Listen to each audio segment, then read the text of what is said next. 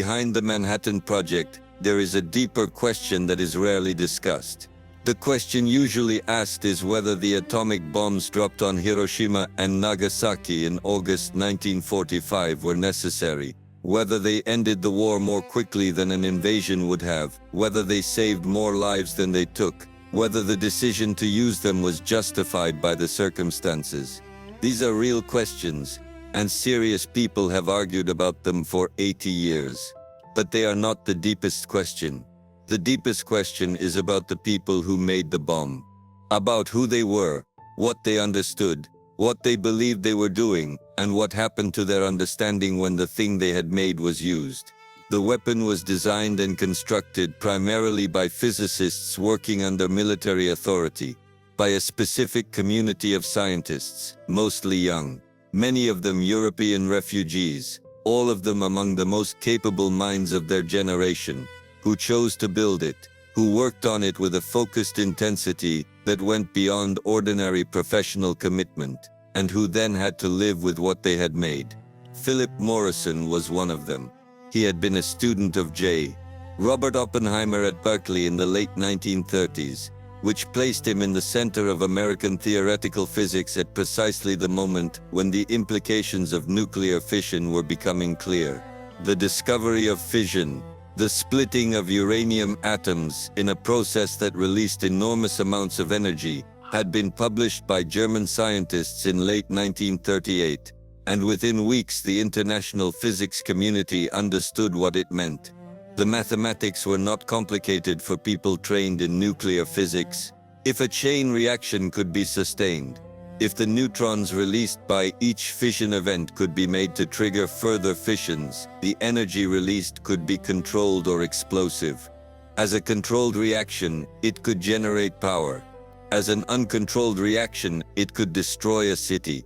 The awareness that Nazi Germany might be pursuing this technology was the organizing fact of the early years of the American bomb program.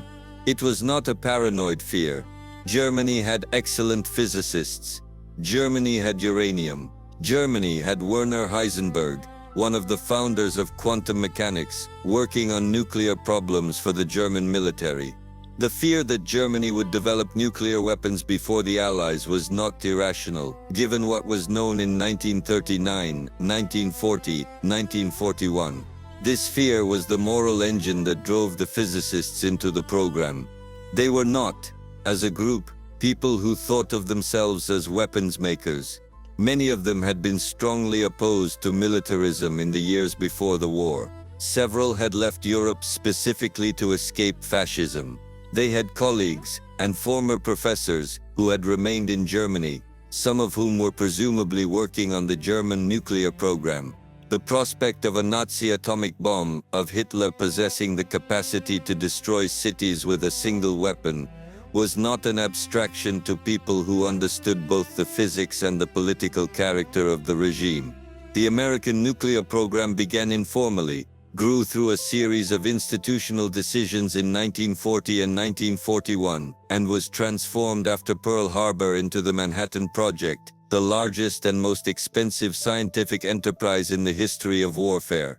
It assembled at several sites across the country: the theoretical and design work at Los Alamos in New Mexico, the uranium enrichment at Oak Ridge in Tennessee, the plutonium production at Hanford in Washington. The scientists at Los Alamos were isolated, under military security, in a purpose-built community on a mesa in the desert. Their mail was censored. Their telephone calls were monitored. They were not permitted to leave without permission. They accepted these conditions. The payment Oppenheimer had negotiated for their confinement was the ability to talk freely with each other, no internal secrecy, no compartmentalization of knowledge within the laboratory, the complete openness of a scientific community, even as the project itself was sealed from the outside world. Within Los Alamos, every physicist knew what every other physicist was working on. Outside Los Alamos, almost no one knew the project existed. Morrison arrived at Los Alamos as part of this community. He was in his middle 20s.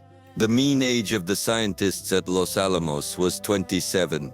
They were by any measure an extraordinary concentration of talent. Nobel laureates, future Nobel laureates, people who would define the major directions of physics for the next several decades.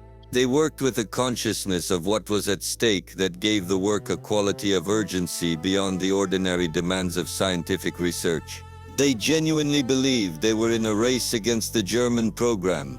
They genuinely believed that losing the race could mean losing the war. This belief was, as it turned out, based on faulty intelligence. The German nuclear program was not as advanced as the physicists at Los Alamos feared. By late 1944, information gathered through various intelligence channels made clear that Germany was years behind the American program and would not produce a nuclear weapon during the war. Morrison himself was involved in analyzing some of this intelligence. The discovery that Germany was not a serious nuclear threat should have prompted a reconsideration of the program's purpose. It did not, for reasons that involved momentum, institutional investment, military planning, and the fact that by late 1944, the war in the Pacific was still ongoing and showed no signs of imminent conclusion. The shift in the program's implicit rationale, from preventing a Nazi bomb to ending the war with Japan, happened without a formal decision being made. The physicists at Los Alamos were not, for the most part, deeply engaged in the strategic questions of whether and how the weapon would be used. Their work was to determine whether the bomb could be made, how it could be made, and how to make it as reliable and as powerful as possible. The question of its use was, by the institutional structure of the project, someone else's domain. The Trinity test on July 16, 1945, was the moment when the theoretical became actual. The device detonated in the New Mexico desert worked. The yield was significantly larger than the most optimistic calculations had predicted. The men who had built it watched from various distances through welding goggles as the desert was illuminated by a light that was, for a fraction of a second, brighter than the sun. What they felt in those seconds was a mixture of things: relief that it had worked, professional satisfaction, awe at the scale of what they had produced, and for many of them, a more complicated emotion that would take time to understand. Morrison carried the core of one of the bombs, the plutonium that would be the heart of the Nagasaki weapon, across the Pacific to the island of Tinian, where the B-29 groups were based. This was not a symbolic act. It was a logistical one. Someone had to transport the material.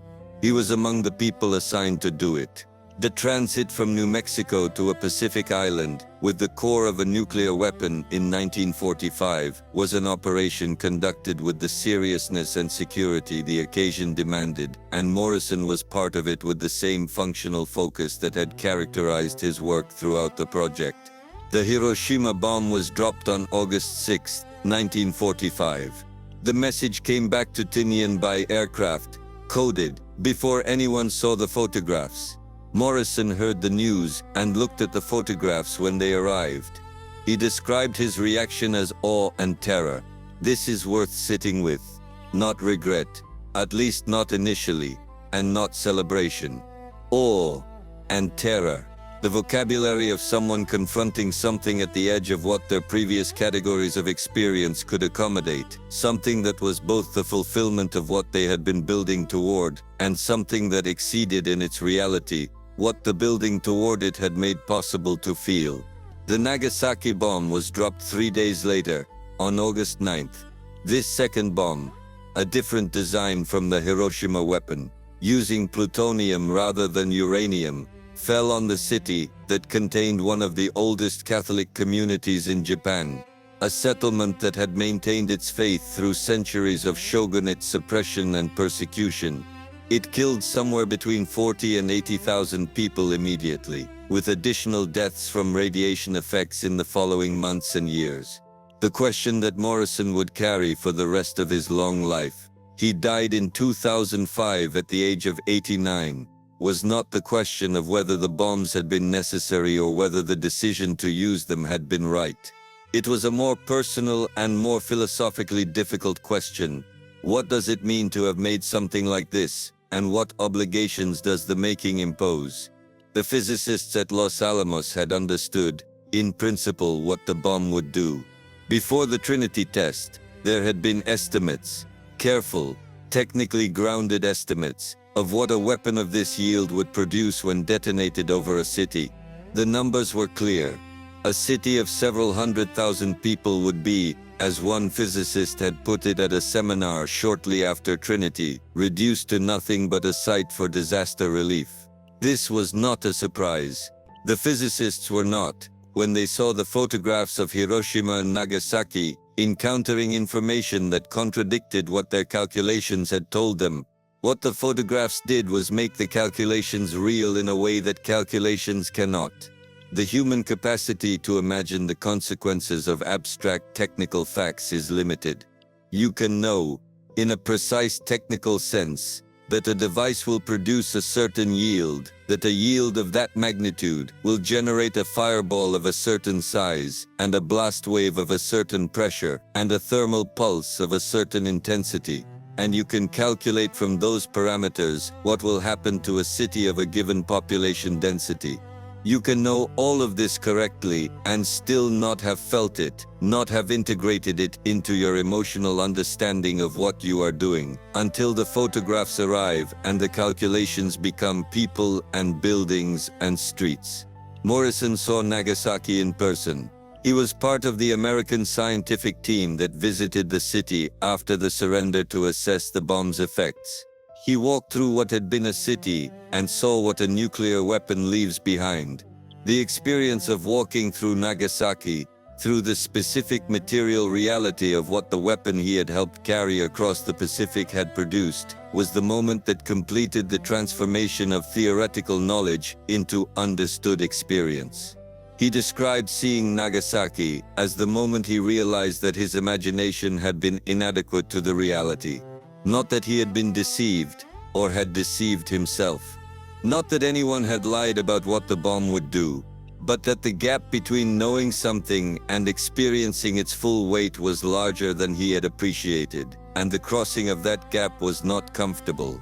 This experience did not make him believe that the use of the bombs had been wrong. He was more complicated than that.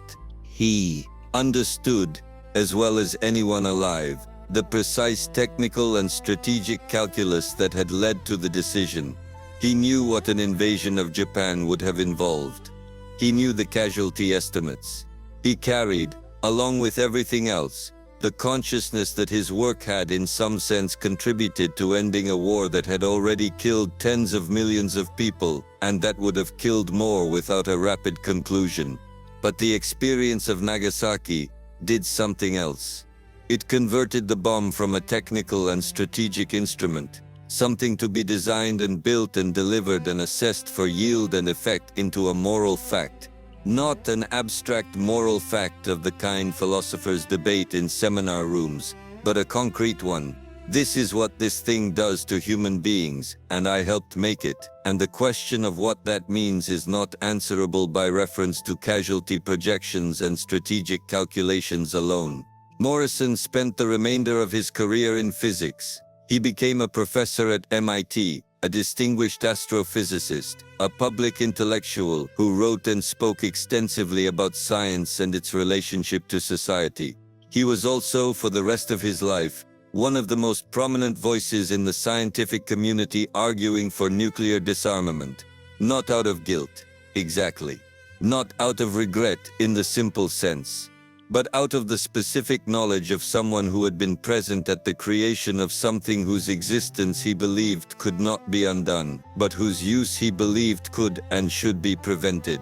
He was among the physicists who, in the months after Hiroshima and Nagasaki, began organizing to communicate to the public what they knew about nuclear weapons, what they were capable of, what their use in a future war would mean, why the existence of these weapons changed the conditions of human civilization in ways that required new political responses.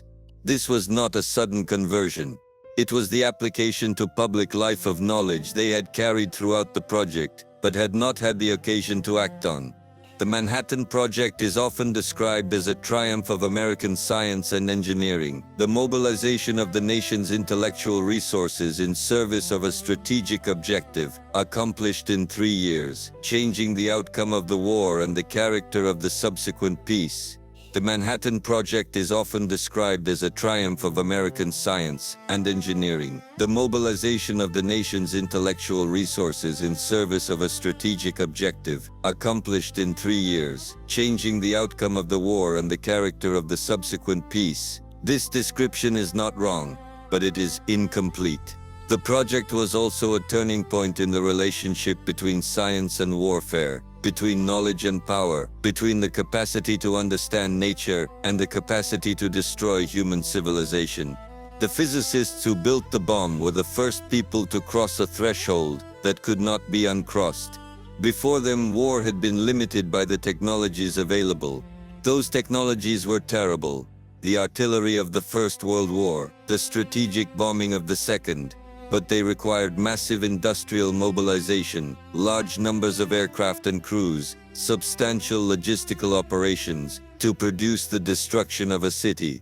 After the Manhattan Project, the destruction of a city required 1 aircraft.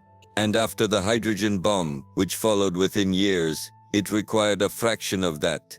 The relationship between human intention and human destruction had been permanently altered. Morrison understood this and said so, clearly and repeatedly, for 60 years. He was not a man given to false comfort. He did not tell the audiences he addressed that the danger would pass, or that political systems would reliably prevent the use of weapons whose use would be catastrophic. He said that the weapons existed, that their existence was the result of choices that physicists and governments had made, that the choices had seemed justified and perhaps had been, and that the existence of the weapons imposed on everyone who understood what they were capable of an obligation to work persistently and without illusion toward their eventual elimination. He was a man who had carried plutonium across the Pacific in 1945, and had walked through Nagasaki afterward, and had spent the following 6 decades trying to ensure that no one would ever have to walk through another Nagasaki. He was under no illusion that this project would succeed easily or quickly. He did not live to see a world without nuclear weapons. No one born in his generation did. What he left was a record of a certain kind of integrity. The integrity of someone who did not turn away from the implications of his own actions, who did not claim that the technical questions were separate from the moral ones, who did not retreat into the consolation of strategic necessity or historical contingency when the full weight of what he had participated in pressed against him. The bomb was made. It was used. It changed the world. And the people who made it spent the rest of their lives living inside the change they had made, some of them with more awareness of what that meant than others, and Morrison with as much awareness as anyone. He was surprised that the world had survived the 7 decades since Hiroshima without a nuclear exchange. He regarded those decades as a period of grace that should not be mistaken for safety. The weapons were still there. The knowledge of how to make them was still there. The geopolitical tensions that made their use conceivable had not been permanently resolved. The survivors of Los Alamos were passing, one by one, and with them the specific human memory of what it had felt like to build the first one. The specific gravity of that knowledge, carried in individual bodies, passing out of the world. What remains is the record, the physics, the history, the photographs of Hiroshima and Nagasaki, and the particular moral weight of a generation of scientists who understood, with a precision that has never been surpassed, exactly what they had made.